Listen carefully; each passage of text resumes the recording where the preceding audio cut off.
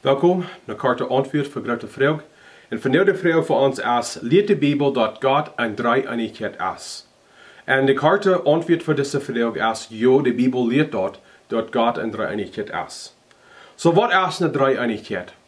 De drie-eenigheid is een leer wat we nemen als een grondleer voor ons geloven. Ohne dat we geloven dat God een drie-eenigheid is, kunnen we niet een Christ zijn. So, dat is wichtig dat we verstaan wat deze leer ons leren. En dat woord drie-eenigheid, laat ik dat ons een klein beetje wijzen wat we daarmee meinen. So, er zijn drie woorden wat ons de drie-eenigheid wijzen. Eerstlich, God is drie. So, we zijn eine Person en we zijn een mens sozusagen. God is drie personen.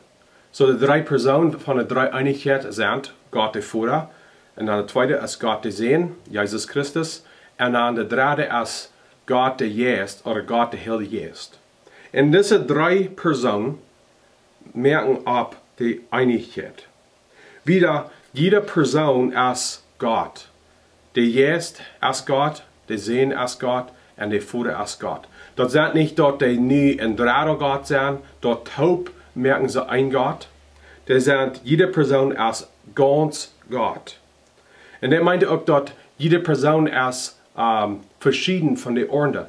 Dat is niet dat de Vader de Zoon is, en de Geest de Vader is, en de openbaren zich bloß zoals een orde. Dat zijn drie persoonlijke personen.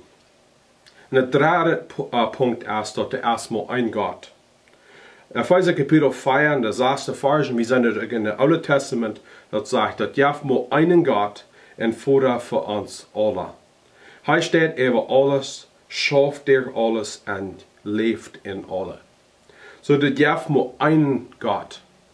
En so wo schafft dit dan ook dat er drie personen zijn, maar er bloß een God is. Ik geloof, we worden niemals ganz kan grijpen, wo dat alle toepassen dat. Wenn er ist in wessen Geheimnis in alle dit. Aber Gott hat in seine drei Personen so eine Gemeinschaft, so eine Einigkeit zwischen den drei Personen, dass das eine Einigkeit ist. Und wieder, wir sehen auch dort, die stemmen sich mit alles in so einer Weise, dass es bis in eine vollkommene Einigkeit ist. So, das ist ein klein bisschen von wer die Dreieinigkeit ist. So, was ist der Unterschied zwischen dann der Vater, der Sohn und den Geist? Ich glaube, erstlich, die haben eine Rolle, die verschieden ist. In der Welt merken, der Vater wird da, wer der wird sprechen, dort alles, was ist, keim und Wort gemerkt. Der Sohn wird da, Jesus Christus wird da, was dort merken da, er wird dort, was erschaffen da. En dan in Jezus weer die wat leven brengen deed. Hij weer die wat God zijn openbaring wijzen deed door de creatuur. En dan in de Bijbel geven en God zich openbaren. Dat de Bijbel leert ons dat de Vader is die wat de woord geven deed.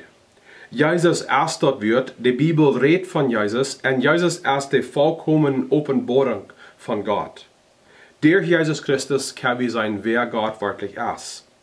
En dan de Geest is die wat de mensen schrijven wat de Bijbel schrijven deed. Hij weer die wat aan leren deed.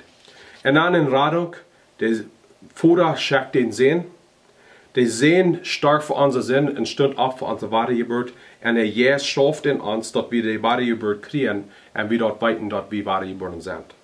So, we zijn een klein beetje wat jede persoon deed in de drie-eenigheid. So, ik wil je van der ermutigen, wer wil God ons drie-eenigheid aanbieden, wegen hij groot is en hij sterk is. God is zegen.